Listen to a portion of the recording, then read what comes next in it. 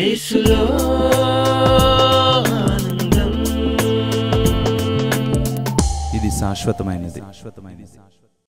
మన ప్రభువును రక్షకుడినైన యేసుక్రీస్తు నామంలో శాంతి టీవీ ప్రేక్షకులకు వందనములు.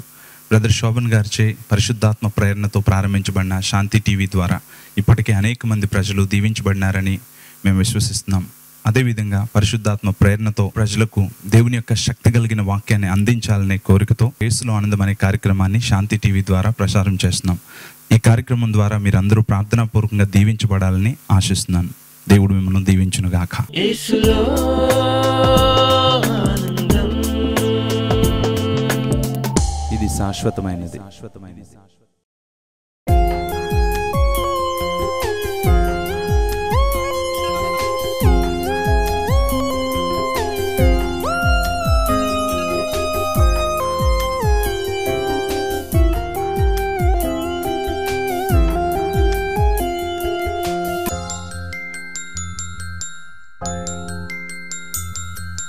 నీలా ఉండాలని, నాలో నిన్ను చూడాలని, నీలా ఉండాలని, నాలో నిన్ను చూడాలని ఆశంతో ఉన్నదయ్యా, అది నీ వలనే సాధ్యమయ్యా. ఆశంతో ఉన్నదయ్యా, అది నీ వలనే సాధ్యమయ్యా. యేసయ్యా, నా యేసయ్యా, నీలా ఉండాలని, నాలో నిన్ను చూడాలని.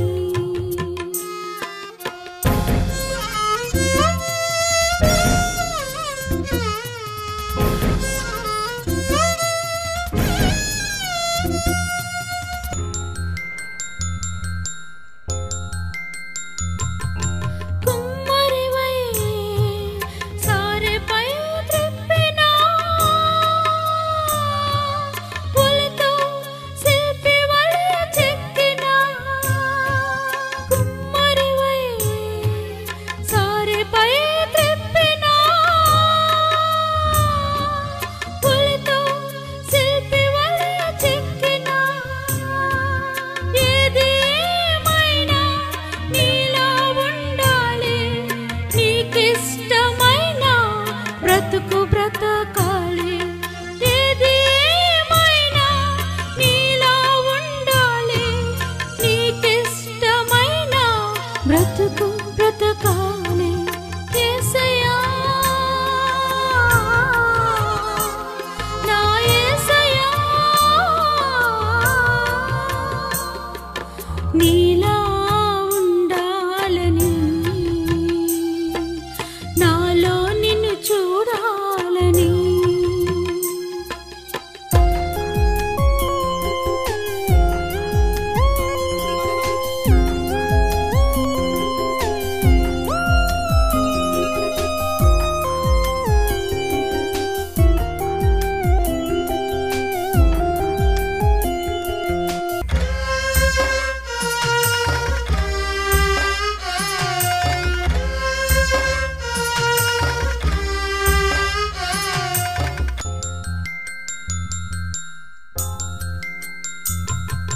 నిన్ను చూసే కళ్ళను నాకు నొసగుమా, నీ అడుగులు అడుగు వేయ నేర్పుమా. నిన్ను చూసే కళ్ళను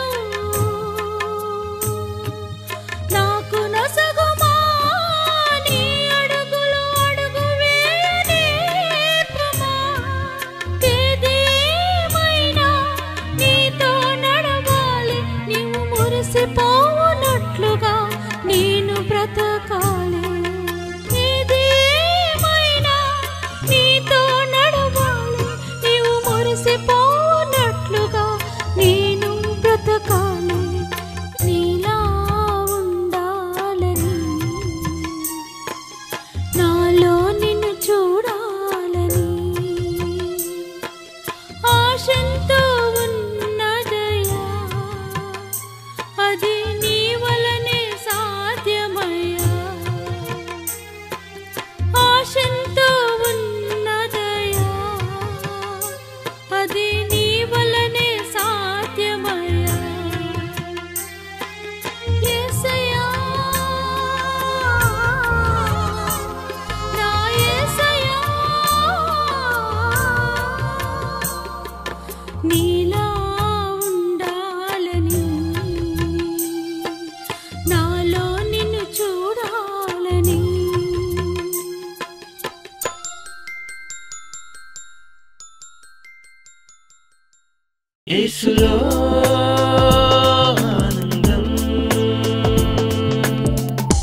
శాశ్వతమైనది.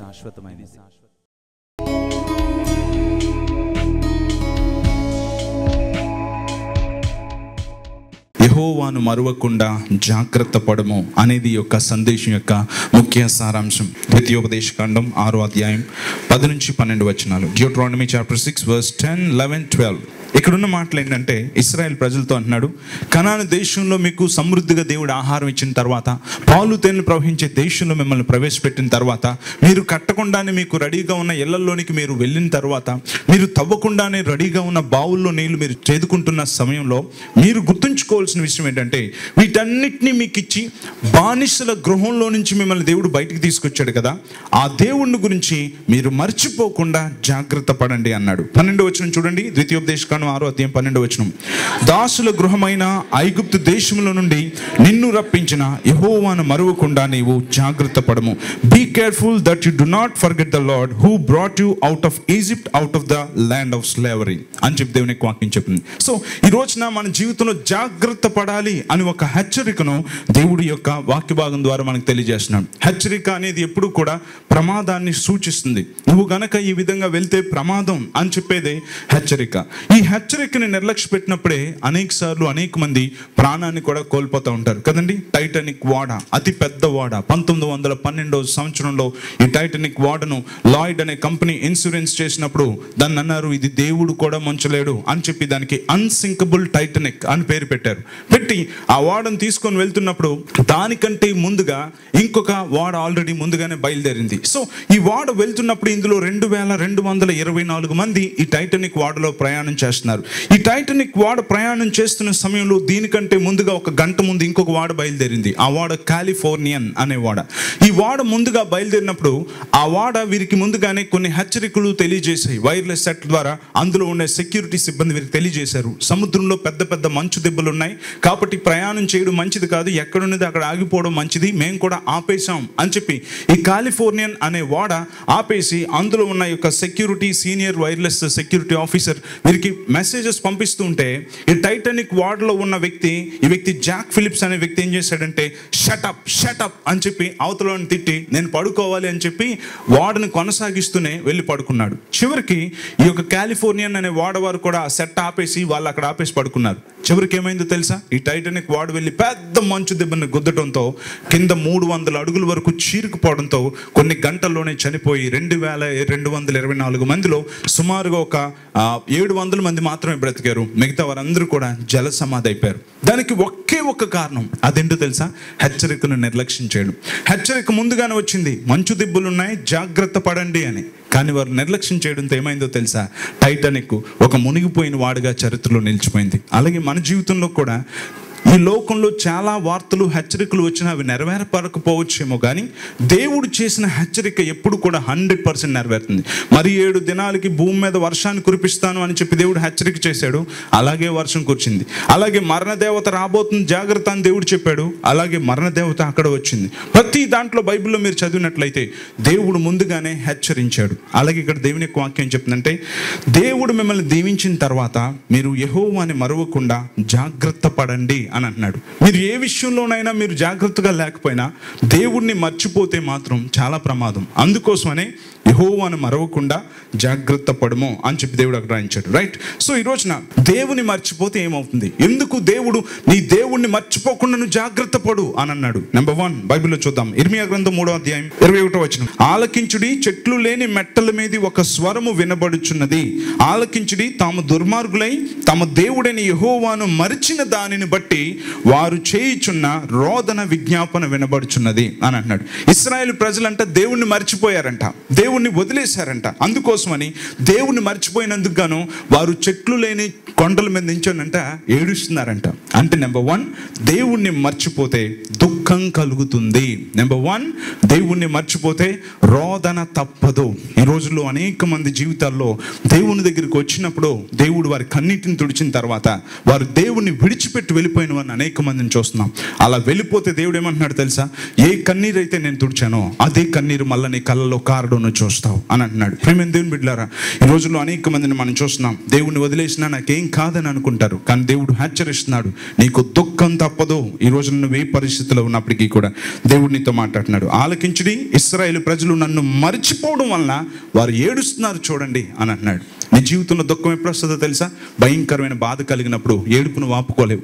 ఆ భయంకరమైన దుఃఖం ఎప్పుడు కలుగుతుందో తెలుసా? నువ్వు దేవుడిని మర్చిపోయినప్పుడు కలుగుతుంది. ఒకప్పుడు ప్రార్థనా జీవితాన్ని కలిగి, ఒకప్పుడు దేవుడిని ప్రేమించి, ప్రతిసారి మోకరించి ప్రార్థన చేసి, వాక్యాన్ని చదివి దేవుడు దేవుడు అని పట్టుకున్న అనేక మందిని మనం ఈ రోజుల్లో చూస్తే, ఉపశమనం కలిగిన తర్వాత, పరిస్థితులు బాగుపడిన తర్వాత, అనేక మంది ఆశీర్వాదాలతో వారి జీవితాన్ని నింపేసుకొని ఆ దేవుడినే మర్చిపోయి ఇంకా దేవునితో నాకు పని లేదు అనే పరిస్థితి వస్తే అంట దేవుడు అంటున్నాడు దుఃఖం తప్పదు. నెంబర్ 1, దేవుణ్ణి మర్చిపోతే దుఃఖం తప్పదు. నెంబర్ 2, యెహెజ్కేలు గ్రంథం 23వ అధ్యాయం 35వ వచనం. ప్రభువైన యెహోవా సెలవిచ్చున్నాడు, నీవు నన్ను మరచి వెనుకకు త్రోసితివి గనుక నీ దుష్కార్యములకును వ్యభిచారమునకు రావలసిన శిక్ష నీవు భరించదు. నెంబర్ 2, దేవుణ్ణి మర్చిపోతే శిక్ష తప్పదు.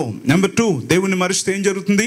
శిక్ష కలుగుతుంది. అందుకని ఇక్కడ అంటున్నాడు, నువ్వు దుష్కార్యాలు చేయాలని, వ్యభిచారం చేయాలని, అపవిత్రమైన కార్యాలు చేయాలని నువ్వు నన్ను వెనక్కి తోసేశావు కనుక నీకేం జరుగుతుందో తెలుసా? శిక్ష తప్పదు అని చెప్పి దేవుడు ఇక్కడ హెచ్చరిస్తున్నాడు. ప్రియమైన దేవుని బిడ్డలారా, దేవుని యొక్క వాక్యం ఈ రోజున మీతో మాట్లాడుతుంది. దేవుణ్ణి మర్చిపోవడానికి గల అనేకమైన కారణాల్లో ఒక కారణం ఏంటో తెలుసా? పాపం చేయాలన్న కోరిక. పాపం చేయాలన్న కోరికతో అనేక మంది దేవుణ్ణి మర్చిపోయినట్లు దేవుని దూరం పెడతా ఉంటారు. కారణం ఏంటంటే వారు పాపానికి ఇష్టపడుతున్నారు కనుక. అయితే దేవుడు అంటున్నాడు, నన్ను మరిచి నన్ను వెనక్కి తోసి నువ్వు వ్యభిచారం, అపవిత్రమైన కార్యాలు చేస్తున్నావు కనుక నీకు శిక్ష తప్పదు అని చెప్పి దేవుడు ఇక్కడ చెప్పడాన్ని మనం చూస్తున్నాం. కనుక జాగ్రత్తగా ఉండాలి. నెంబర్ 1, దేవుణ్ణి మర్చిపోతే ఏం కలుగుతుంది? దుఃఖం కలుగుతుంది. నెంబర్ 2, దేవుణ్ణి మర్చిపోతే శిక్ష కలుగుతుంది. నెంబర్ 3, ఇర్మియా గ్రంథం 2వ అధ్యాయం 32వ వచనం. Jeremiah chapter 2 verse 32. నా ప్రజలు లెక్కలేనన్ని దినములు నన్ను మరిచి ఉన్నారు, ఆ కారణాన్ని బట్టి వారు సిగ్గుపడిపోతారు అని చెప్పి అన్నాడు. అంటే దేవుణ్ణి మర్చిపోతే అవమానం, సిగ్గు కలుగుతుంది. నెంబర్ 3, దేవుణ్ణి గనక మర్చిపోతే అవమానం, సిగ్గు కలుగుతుంది. 37వ వచనం చూడండి. 37వ వచనం ఏమనుంది? చేతులు నెత్తిని పెట్టుకొని ఆ జనమునొద్దు నుండి బయలు వెళ్తూ. చూసారా దేవుని వాక్యం ఎంత భయంకరంగా చెప్తుందో? నువ్వు గనక దేవుణ్ణి మర్చిపోతే అంటున్నాడు, నువ్వు సిగ్గుపడినట్లు చేస్తానో, నువ్వు సిగ్గుపడిపోతావు, నెత్తి మీద చేతులు పెట్టుకొని వెళ్ళిపోతావు. నెత్తి మీద చేతులు పెట్టుకునే వాళ్ళు ఎవరు? సిగ్గుపడిపోయిన వాళ్ళు, ఓడిపోయిన వారి యొక్క పరిస్థితి. సో దేవుని వాక్యం ఇక్కడ ఏం చెప్తుందంటే, నువ్వు గనక నన్ను మర్చిపోతే నీకు అవమానం, సిగ్గు కలుగుతుంది. ఇర్మియా గ్రంథం చూడండి 13వ అధ్యాయం 25, 26 వచనాలు. నీ అవమానము కనబడినట్లు నేను నీ బట్టల చెంగులను నీ ముఖం మీదకి ఎత్తుచున్నాను. చాలు. ఇవన్నీ ఏంటో తెలుసా? నువ్వు నన్ను మర్చిపోయావు గనక, నువ్వు నన్ను విడిచిపెట్టావు గనక, నువ్వు సిగ్గుపడేలా చేస్తాను, నీకు అవమానం కలుగుతుంది అని చెప్పి అంటున్నాడు. ఏమని అంటున్నాడు? నేను నీ బట్టల్ని పైకెత్తి నీ ముఖం మీద వేసేస్తాను, నీ సిగ్గు అందరూ చూసి నవ్వుతారు, నువ్వు అవమానం పాలైపోతావు అని చెప్పి అన్నాడు. మీరు ఎప్పుడైనా టీవీలో చూడండి, ఎవరైనా ఒక గొప్ప వ్యక్తి ఏదైనా పని చేశాడు అనుకో, ఏం చేస్తాడు? ఫోటోలకు పోజులు ఇచ్చి నన్ను తీసావు నవ్వుతా ఉంటాడు, ఇలా అంటాడు. అదే వ్యక్తి ఎక్కడైనా ప్యాకెట్లో దొరికిపోయాడు అనుకోండి, ఏం చేస్తారండి? ఒక వ్యక్తి ఇలా దాచుకుంటాడు, టీవీ ఇలా చూస్తున్నాడు, ఇలా అంటున్నాడు, ఒకడు ఇలా దాచుకున్నాడు అండి, ఒకడు ప్లాస్టిక్ కవర్ బుర్రకు అడ్డు పెట్టుకుని ఒకడు వెళ్ళిపోతున్నాడు. ఎందుకోసం అంటే అది చేసిన పాపిష్టి కార్యం అలాంటిది, అటు దొరికాడు. అందుకోసం ఏంటంటే మొహం కనబడుకుని జాగ్రత్తగా వెళ్ళిపోదాం అనుకుంటాడు. దేవుని వాక్యం చెప్తుందంటే, నువ్వు నన్ను మర్చిపోయావు గనక నీ వస్త్రాలు నేనేం చేస్తాను? పైకెత్తి నీ ముఖం మీద వేసుకునేలా చేస్తాను, సిగ్గుపడిపోతావు, అవమానం పొందుతావు అని చెప్పి రోషం కలిగిన దేవుడు మాట్లాడుతున్నాడు. కనుక ఈ రోజున దేవుడు నీతో మాట్లాడుతున్నాడు. నీ పరిస్థితి ఏంటి? నువ్వు గనక దేవుణ్ణి మర్చిపోతే నీకు అవమానం, సిగ్గు కలుగుతుంది. నెంబర్ 1, దేవుణ్ణి మర్చిపోతే దుఃఖం తప్పదు. నెంబర్ 2, దేవుణ్ణి మర్చిపోతే శిక్ష తప్పదు. నెంబర్ 3, దేవుణ్ణి మర్చిపోతే సిగ్గు, అవమానం తప్పదు. నెంబర్ 4, బైబిల్ చూద్దాం. యెషయా గ్రంథం 17వ అధ్యాయం 10 నుంచి 11 వచనాలు. Isaiah chapter 17 verse 10 and 11. నువ్వు నన్ను మర్చిపోయావు గనక, నన్ను మర్చిపోయి నువ్వేమొచ్చి పంట వేసి ఆ పంటలో అన్యమైన వాటిని కూడా తెచ్చి వేసుకున్నావు, అందువల్ల నీకేమవుతుంది అంటే దుఃఖం, గాయాలు కలుగుతున్నాయి. అంటే క్లియర్గా ఏమనుందంటే, నువ్వు నీ జీవితంలో నన్ను మర్చిపోయావు గనక నువ్వెంత ప్రయాసపడినా నీకు ఫలితం ఉండదు. నెంబర్ 4, నువ్వు దేవుణ్ణి మర్చిపోతే ప్రయాసపడినా ఫలితం ఉండదు అన్న సంగతి తెలుసుకోవాలి. యోబు గ్రంథం 8వ అధ్యాయం 11, 12 వచనాలు. 11 and 12. దేవుని మర్చిపోయే వారందరి గతి త్వరగా వాడిపోయే పరిస్థితిలో ఉంటుంది. అంటే ఇవన్నీ ఏంటంటే, నీ జీవితంలో నువ్వెంత ప్రయాసపడినా సరే నువ్వు దేవుని మర్చిపోయావు గనక నువ్వు ఫలితాన్ని తీసుకోలేవు. అందుకే ఈ రోజు దేవునితో మాట్లాడుతున్నాడు. సో దేవుని కనుక నువ్వు మర్చిపోతే నువ్వు ప్రయాసపడినా నీకు ఫలితం ఉండదు. నెంబర్ 5, దేవుని మర్చిపోతే ఏం జరుగుతుంది? 1 Samuel chapter 12 verse 9, 9వ వచనం. వారు తమ దేవుడైన యెహోవాను మరిచినప్పుడు ఆయన 3 రకాలైన మనుషుల కంటే అమ్మేశాడంట. అందుకోసం వారందరూ అందరూ వీళ్ళ మీద యుద్ధం చేసేవారంట. అంటే నువ్వు దేవుణ్ణి మర్చిపోతే నీకు బానిసత్వం తప్పదు. అంటే అమ్మి వేయబడిన ఒక వ్యక్తి ఎలాగైతే ఉంటాడో, సంతలో ఇంతకుముందు ఆఫ్రికన్స్ని అమ్మేసేవారు, వారికి నచ్చినట్లు చేసుకోవచ్చు ఆ పని వారిని. అలాగే నువ్వు గనక దేవుణ్ణి మర్చిపోతే నువ్వు బానిసత్వంలోనికి వెళ్ళిపోతావు. అందరూ నీ మీద దాడి చేస్తూ ఉంటాడు. దేవుని వాక్యం చెప్తుంది, వారంటే తమ దేవుడిని యెహోవాను మర్చిపోయినప్పుడు దేవుడే వారిని ఆ 3 రకాలైన వ్యక్తులకి అమ్మేశాడంట. అంటే నువ్వు దేవుణ్ణి మర్చిపోతే నీ జీవితంలో ఎప్పటికీ నువ్వు రాజుగా ఉండలేవు, నీకు బానిసత్వం తప్పదు. ఎందుకంటే హెచ్చించువాడు ఆయనే, తగ్గించువాడు ఆయనే. నెంబర్ 6, దేవుని మర్చిపోతే ఏం జరుగుతుంది? 51:22 దేవుని మరచువారులారా దీన్ని యోచించుకొనుడి, లేని ఎడల నేను మిమ్మల్ని చీల్చివేయుదును, తప్పించువాడు ఎవడనూ లేకపోవును. నెంబర్ 6, దేవుణ్ణి మర్చిపోతే తప్పించుకోలేవు. అది దేవుని యొక్క వాక్యం ఎక్కడ చెప్తుంది చూడండి. ద్వితీయోపదేశకాండం 32:18 చూసినట్లయితే, నిన్ను కనిన దేవుని మరచితివి. అందుకని దేవుడు అక్కడ ఏమని చెప్తున్నాడు తెలుసా? 23-24 చూడండి. 32వ అధ్యాయం, నన్ను మర్చిపోయారు గనుక వారి మీదకి నా బాణాలన్నీ వేస్తాను. దేవుని బాణాలన్నీ అంట దేవుణ్ణి మర్చిపోయిన వారి మీదకి ఆయన వేస్తాడంట. అంటే అర్థం ఏంటో తెలుసా? నేను గనక నీ జీవితంలో నువ్వు నన్ను మర్చిపోతే నేను అన్ని బాణాలు వేస్తే నిన్ను తప్పించేవాడు ఒక్కడు కూడా లేడు అని చెప్పి అంటున్నాడు. సో నువ్వు ఎప్పుడైతే దేవుని మర్చిపోతావో నువ్వు తప్పించుకోలేవు అని దేవుని యొక్క వాక్యం స్పష్టంగా ఇక్కడ తెలియజేస్తుంది. నెంబర్ 7, 9వ కీర్తన 17 దేవుని మర్చిపోయే జనాలు ఎక్కడికి వెళ్తారంట? పాతాళానికి దిగిపోతారు. అంటే దేవుని మర్చిపోతే చివరికి నీకు పాతాళం తప్పదు, మరణం తప్పదు, పాతాళం అనేది తప్పదు. కనుక ప్రియమైన దేవుని బిడ్డలారా, ఇప్పుడు దాకా మనం చూసాం దేవుణ్ణి మర్చిపోతే ఏం జరుగుతుందో. నెంబర్ 1, దుఃఖం కలుగుతుంది. నెంబర్ 2, శిక్ష పడుతుంది. నెంబర్ 3, అవమానం, సిగ్గు కలుగుతుంది. నెంబర్ 4, ప్రయాసపడిన ఫలితం ఉండదు. నెంబర్ 5, బానిసత్వం తప్పదు. నెంబర్ 6, తప్పించుకోలేవు. నెంబర్ 7, పాతాళం తప్పదు. ఇన్ని రకాలుగా అయిపోతుంది. అయితే దేవుణ్ణి ఎందుకు మర్చిపోతారు జనాలు?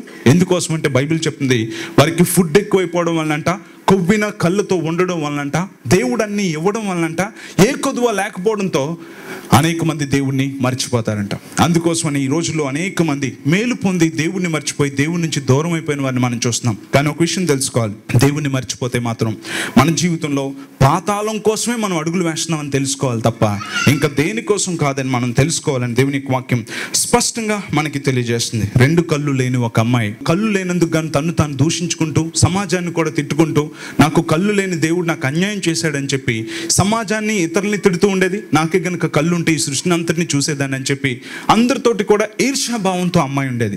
అయితే అమ్మాయికి ఒక ఫ్రెండ్ ఉన్నాడు. ఈ ఫ్రెండ్ మాత్రం ఆ అమ్మాయికి చాలా క్లోజ్ ఫ్రెండ్గా ఉండి ఆ అమ్మాయికి కావాల్సిన అన్ని దగ్గరికి తీసుకొచ్చి అవసరాలన్నీ తీరుస్తూ ఉండేవాడు. ఈ 2 కళ్ళు పోయిన ఈ అమ్మాయి ఈ అబ్బాయి అంటే చాలా ఇష్టపడేది. చివరికి ఈ అమ్మాయి ఒకరోజు ఏమనిందంటే, నాకే గనక 2 కళ్ళు వచ్చి ఈ సృష్టిని అంతటిని గనక నేను చూడగలిగితే నేను నిన్నే పెళ్లి చేసుకుంటాను మిత్రమా అని అన్నది. అంటే ఆ అబ్బాయి నవ్వాడు. కొన్ని రోజుల తర్వాత ఎవరో అమ్మాయికి కళ్ళు డొనేట్ చేశారు. డొనేట్ చేసినాక అమ్మాయికి 2 కళ్ళు కూడా వేశారు. వేసి ఆపరేషన్ అయింది. ఆపరేషన్ అయిన తర్వాత కట్లు విప్పి చూడమని చెప్తే వెంటనే కళ్ళు వచ్చినాయి. అమ్మాయి సృష్టి అంతటిని చూడడం మొదలుపెట్టింది. చాలా ఆనందిస్తుంది. అబ్బా ఎంత బాగుంది సృష్టి, నాకు 2 కళ్ళు వచ్చేసాయని. ఆ సమయంలో వెనక నుంచి ఫ్రెండ్ అన్నాడు, మరి నీకు కళ్ళు వచ్చేసి ఈ సృష్టిని అంతటిని చూస్తున్నావు కదా, ఇప్పుడు మరి నన్ను పెళ్లి చేసుకుంటావా అన్నది. వెంటనే అబ్బాయిని చూడాలని ఆసక్తితో వెనక్కి తిరిగింది. చూస్తే అబ్బాయి కూడా గుడ్డోడే.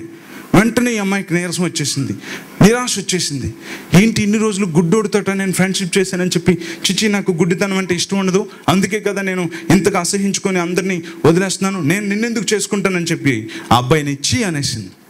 ఆ అబ్బాయి కళ్ళ నిండా కన్నీళ్ళతో అక్కడి నుంచి వెళ్ళిపోయి కొంతకాలం తర్వాత ఒక ఉత్తరం రాశాడు. ఆ ఉత్తరంలో ఏమని రాశాడో తెలుసా?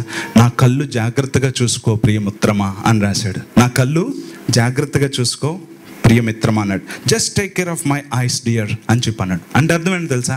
ఆ అబ్బాయి తన కళ్ళు ఆ అమ్మాయికి ఇచ్చేశాడు. ఆ అమ్మాయికి ఇస్తే అమ్మాయి కళ్ళు పెట్టుకొని ఆ అబ్బాయిని చీ అనింది. అలాగే ఈ రోజుల్లో అనేక మంది దేవుడు మన కొరకు అన్నింటినీ ఇచ్చి, దేవుడు మన కొరకు సమృద్ధినిచ్చి అన్నీ ఇచ్చిన తర్వాత అవన్నీ అనుభవిస్తూ అనేక మంది ఏమంటున్నారు? దేవుడిని మర్చిపోతున్నారు. దేవుడు ఉంటే నాకు ఆశీర్వాదం ఉండదని అనుకుంటున్నారు. ఏ దేవుడైతే మనకు ఆశీర్వాదాలు ఇస్తున్నారో ఆ దేవుడిని మర్చిపోయి అనేక మంది దూరంగా బ్రతుకుతున్నారు. అయితే బైబిల్ చెప్తుంది, ఇశ్రాయేల్ ప్రజలకు దేవుడు ఆజ్ఞాపించాడు, అది మనకు కూడా ఆజ్ఞాపిస్తున్నాడు. ఆ మాట చదువుకొని ముగించుకుందాం. ద్వితీయోపదేశకాండం 6:12 దాసుల గృహమైన ఐగుప్తు దేశంలో నుండి నిన్ను రప్పించిన యెహోవాను మరువకుండా నీవు జాగ్రత్త పడము. చూసారా, ఎక్కడి నుంచి రప్పించాడు నిన్ను? దాసుల గృహమైన ఐగుప్తులో నుంచి మనల్ని దేవుడు బయటకు రప్పించాడు. ఆయన మర్చిపోతే మళ్ళీ ఎక్కడికి వెళ్తావు? దాసుల గృహమైన ఐగుప్తుకు నువ్వు వెళ్ళిపోతావు. అందుకోసమని దేవుడి రోజు మాట్లాడుతున్నాడు, అక్కడికి వెళ్లకుండా ఉండడం కోసమే నీ దేవుణ్ణి మర్చిపోకు.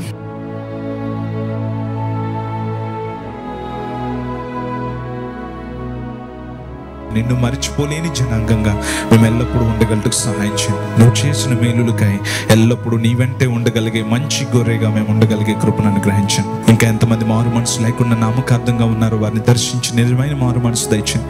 నిన్ను పట్టుకొని నిత్య రాజ్య వారసులగునట్లు ప్రభువా నీకు ఇష్టకరంగా ప్రతి బిడ్డ బ్రతకగలటకు సహాయం చేయండి. నువ్వెంతో ప్రేమించి ప్రతి ఒక్కరిని నువ్వు ఓర్చుకుంటున్నందుకు నీకు వందనాలు. నీ ప్రేమను నీ కృపను నిర్లక్ష్యం చేయకుండా వృధా చేయకుండా ప్రతి ఒక్కరూ మార్చుకొని వారి జీవితాలను నీకు అప్పగించుకోగలిగే కృప దయచేయండి. నీ నామానికి గొప్ప పేరు తెచ్చే జనాంగంగా ప్రతి ఒక్కరిని మార్చమని అడుగుచున్నాం తండ్రి. ఆర్థికంగా చితికిపోయిన వారిని దీవించండి తండ్రి. ఈ సంవత్సరం అప్పు బాధల నుంచి విడిపించండి. ప్రతి ఒక్కరూ వారి కష్టార్జితాన్ని అనుభవించగలటకు సాయించండి. ప్రతి ఒక్కరికి మిగులున్నట్లుగా ఆశీర్వదించండి. నూతన ప్రారంభాలు దయచేయండి. అప్పు బాధ నుంచి కోర్టు కేసు నుంచి విడిపించండి. నేను ఎంతమంది ఉద్యోగాల కోసం ఆయన ప్రయత్నిస్తున్నారు వారి కొరకు కూడా నువ్వు నేను సమయాన్ని నిర్ణయించినందుకు నీకు వందనాలు. తగ్గిన సమయంలో నువ్వు పంట కోస్తావు అని నువ్వు చెప్పినట్లుగానే ఎంతమంది ఉద్యోగ ప్రయత్నాల్లో ఉన్నారు వారందరికీ నీ చిత్తానుసారమైన జీవనోపాధి యేసు నామములో కలుగునుగాక. నీ కృప చొప్పున ఈ సంవత్సరం చేతుల నిండా సమృద్ధి ఉండగలటకు సహాయం చేయండి ప్రభా. నీవు ధన్యుడవు, నీకు మేలు కలుగును. నిశ్చయముగా నీవు నీ చేతుల కష్టార్జితం అనుభవించదు అన్న వాగ్దానం వారి పట్ల నెరవేర్చమని అడుగుచున్నాం తండ్రి. ఎంతమంది గర్భఫలం కొరకు ఎదురు చూస్తున్నారు వారి గర్భం యేసు నామములో తెరవబడును గాక. నీ కృప చొప్పున చక్కని బిడ్డల్ని వారికి దయచేయండి నాయన. నీ కృపా క్షేమం ప్రతి కుటుంబాన్ని వెంబడించగలటకు సహాయం చేయండి తండ్రి. ఇక్కడ ఎంతమంది అనారోగ్యాలతో బాధపడుతూ నిలబడి ఉన్నారు విశ్వాసంతో ప్రభా వారందరినీ తాకుతున్నాం తండ్రి. నువ్వు పొందిన దెబ్బల చేత స్వస్థత కలుగుతుంది. ఆయన తన వాక్కును పంపి వారిని బాగు చేసాను. నిన్ను స్వస్థపరచు యెహోవాను నేనే అని చెప్పిన నీ మాటను అనుసరించి యేసు రక్తంలో ఉన్న స్వస్థతను బట్టి ప్రభా విశ్వాసంతో ప్రభా ప్రతి శరీరాన్ని తాకుతున్నాం. యేసు నామంలో తల నుంచి అరికాల వరకు ఉన్న ప్రతి రోగాన్ని యేసు నామంలో విడిచి పొమ్మని ఆజ్ఞాపిస్తున్నాం తండ్రి. ఇప్పుడు ఈ నీ పరలోకపు శక్తి వారిని తాకును గాక. సంపూర్తిగా వారికి ఆరోగ్యం దయచేయండి. నీ సమాధానంతో వారిని నింపండి. యేసు నామంలో అడుగుచున్నాం తండ్రి, ఆమేన్.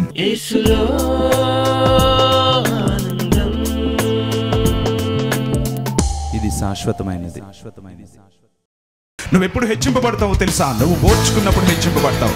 దేవుడు నీ శత్రువు ఎదుట నీకు భోజనాన్ని దేవుడు సిద్ధపరుస్తాడు. ఎవరైతే నిన్ను తొక్కాలని అనుకున్నారో అక్కడే దేవుడు నిన్ను నిలవబెడతాడు.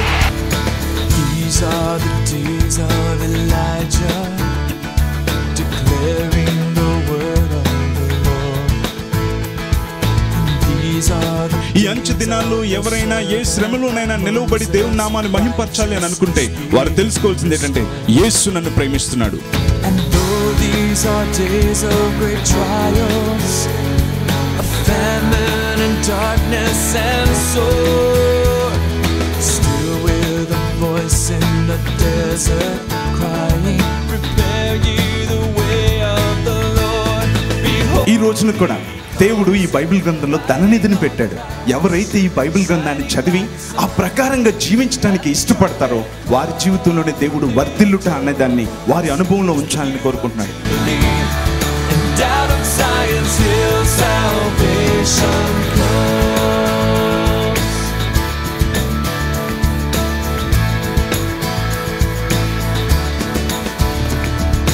These are the days of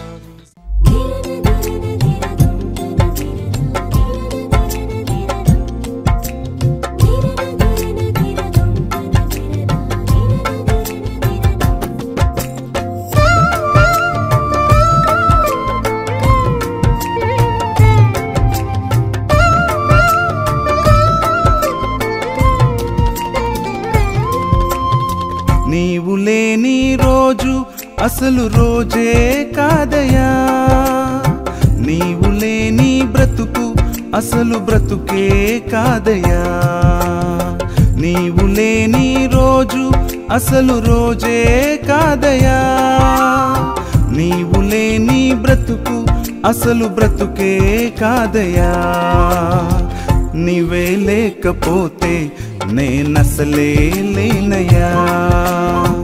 నీవే లేకపోతే నేనసలే లేనయ్యా. నీవు లేని రోజు అసలు రోజే కాదయా. నీవు లేని బ్రతుకు అసలు బ్రతుకే కాదయా.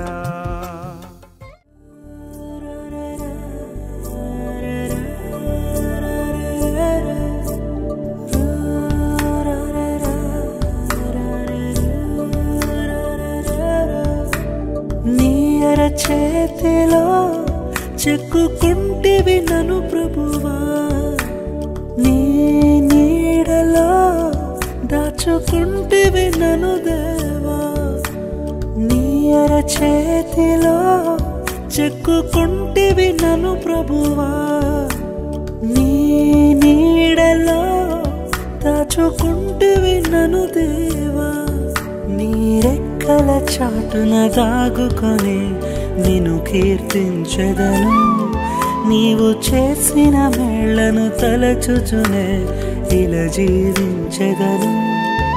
నా కన్నీ నీవే దేవా, నా బ్రతుకు నీకే ప్రభువా, నా కన్నీ నీవే దేవా, నా బ్రతుకు నీకే ప్రభువా.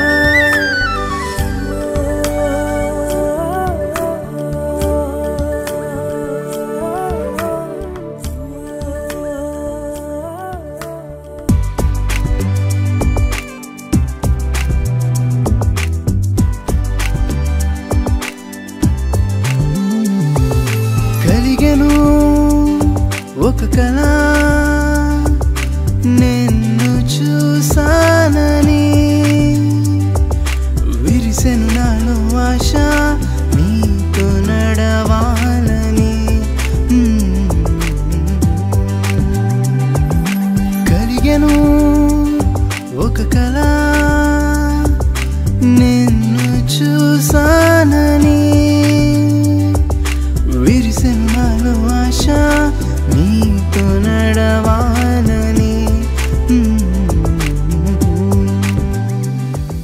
మా క్రొత్త చిరునామా brother Samuel Karmoji miracle centre, plot number 70, door number 10-288-1/3, Visalakshi Nagar, main road, Visakhapatnam 530043. Our new address, Brother Samuel Karmoji, plot number 70, door number 10-288/1/3, Visalakshi Nagar, Main Road, Visakhapatnam 530043, Andhra Pradesh, India. Our phone numbers 9701-400-777, 9848350332. Our website www.samuelkarmoji.com.